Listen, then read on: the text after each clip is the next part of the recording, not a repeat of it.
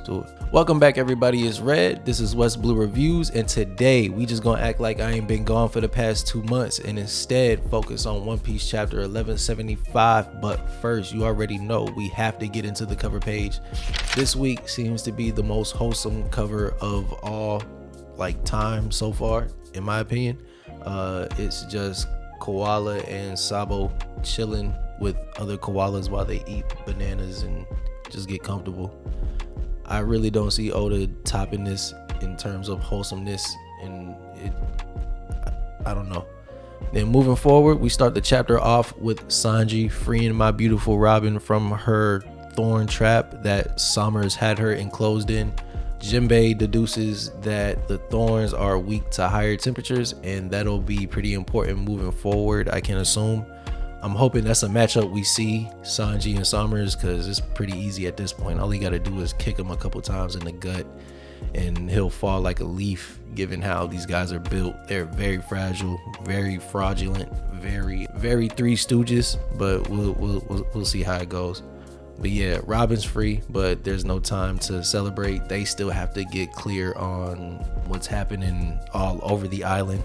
We catch up with the parents who caught a ride on Loki's back last chapter when they fell, making their sacrifice for the kids. I love that. Summers is such a mustache twirling villain. I can't wait for him to really be put down. What happens to him in this chapter isn't, he's not going out like that. I already know. But I can't wait to see, that final twirl before he really gets it. But yeah, we catch up with the parents and the kids. They're okay for the most part. The kids are safe. And we see it, man. Like our first real look at Loki from a distance in his true size, given from, what you can make or what you can interpret his true size to be. And it's crazy, man. Oda goes crazy with these double spreads this week, and I'm digging it, man. I'm digging it. In terms of scale, he's the biggest dragon we've seen so far, probably making Kaido look like a belt at this point. He's got the other dream monsters scared. They're shook. He's literally eating one, got it in his teeth. And yeah, just a walking win, pretty much. But that's not celebrated for too long because Summer starts making thorns rain. Can't let nobody have nothing for 2 seconds. We see Zoro and Luffy, they catch up. It just seems pretty brief because they got everything in control. At least to me, that's the sense I'm getting. They don't seem too pressed about anything going on. Luffy's obviously gear 5. He has the hammer squirrel Ragnar right next to him. They're not pressed about a thing. They check in like, hey, I'm good. You good? Yeah, I'm good. You good? Yeah.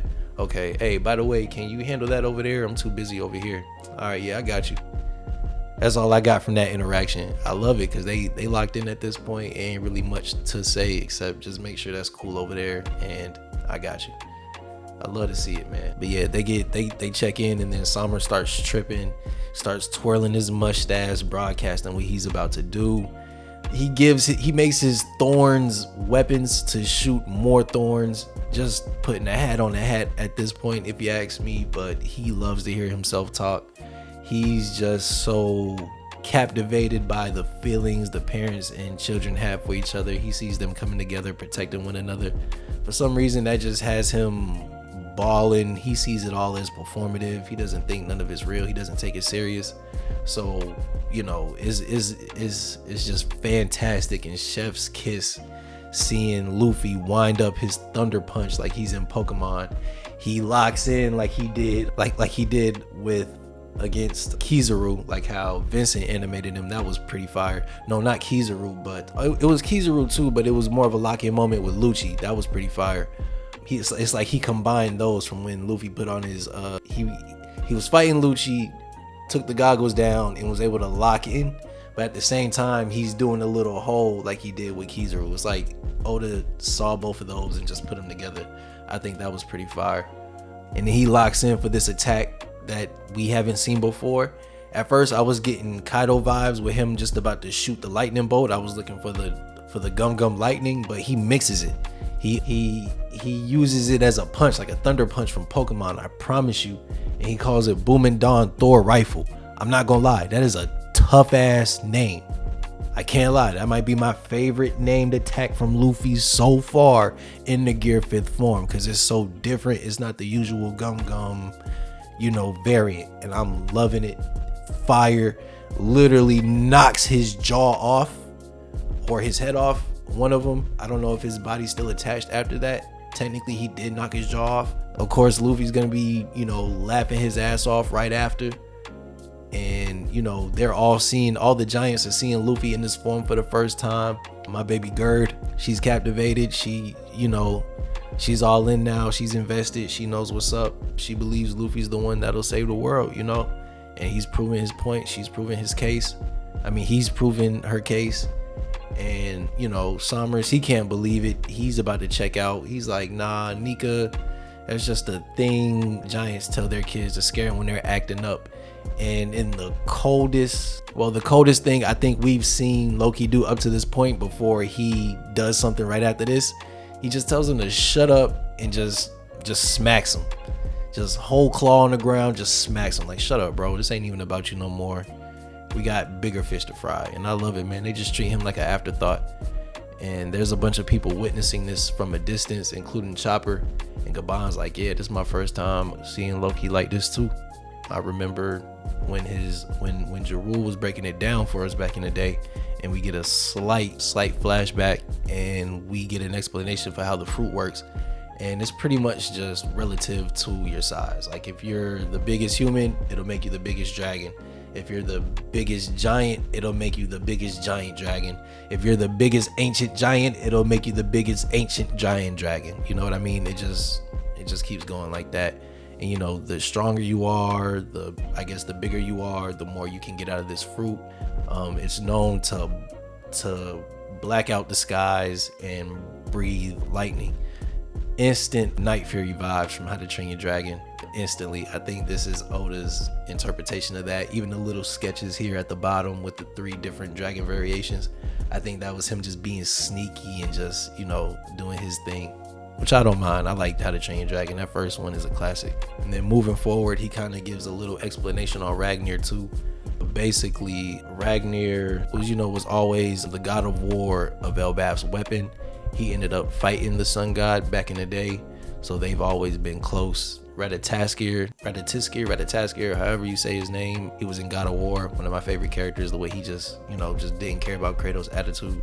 It was pretty fire. But yeah, him and the God of War, along with Ragnar, fought the sun god back in the day. They had beef, didn't say who won or lost, but pretty much, long story short, Ratatoskir inherited Ragnar, became one, and now they're back together because Ragnar chose Lokis, who is demon himself.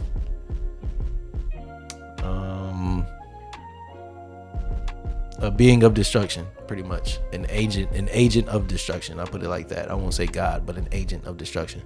I also got Beerus vibes when he said that too. But yeah, there's the backstory on the fruit and Ragnar, or so the legend goes, according to Jarul. Yeah, and then we get another double spread of Loki and all his glory, man, and he looks fire. I'm digging it. I love how the eyes aren't too certain unless it's like a real close-up. From afar, it's just flames. Pretty fire. The scale is crazy. I can't even say he's towering over the dream monsters, because he's just bigger than that. And then the coolest panel, I think, in the whole chapter so far, well, one of the coolest ones in the whole chapter, is him firing up this lightning blast, because they say that's his ability from the fruit. He gets to shoot lightning. And instantly my mind went to Yu-Gi-Oh! Kaiba summoning the blue eyes white dragon and using the white lightning flash, or whatever the name of the attack was. Oda went bar for bar, and I will prove it. I'll probably put a picture like somewhere close, but that was fire. Instantly caught it. It took me no time. I even had to Google, went on YouTube, everything, just to be sure. But yeah, that had me pretty excited. You could probably tell. Yeah, he fires. We see the destruction is crazy. One of my favorite panels right here. It looks like Luffy got his hand on the steering wheel and he's driving low-key, pulling up on Emu with Ragnar in the back playing whatever comes to his mind. Fire. I don't know what music I'm gonna try to put on there, but it's man, funny as hell. I can't lie. And then we end the chapter from Emu's perspective. Gunko is still under the influence, still Domi reversed, witnessing this. This is the fruit they were trying to grab so long ago when they had Harold under control, and now, you know, they're seeing it used the way they wanted to, because this is how they were planning to implement it as a weapon of war, just to take over the world. And, you know, I'm pretty sure they hot knowing they couldn't get their grubby little silhouetted hands on it. And I'm glad, you know, ain't no telling where things are gonna go with this next chapter, but I'm excited to be back. I appreciate anybody who had patience, anybody who's been wondering. I just need to take my time, man, and come back right for the new year. But my birthday's right around the corner, so I figured why not get started March 1st. It's towards the end of the month though, but you know, I'm gonna still be putting in work until then. New little scenery. I figured if I was gonna start right for the new year, something had to change, and I think it was this. I think this is a step in the right direction. I appreciate anybody rocking with me regardless of what it looked like. And yeah, man, a lot to look forward to. A whole lot more breakdowns, a whole lot more to talk to, a whole lot more I want to talk about. And yeah, I'm taking recommendations. If y'all like me to talk about anything, if anything's on your mind, you can always hit me. And yeah, man, we at it again. Let's go. 2026. I'll see y'all soon. Peace.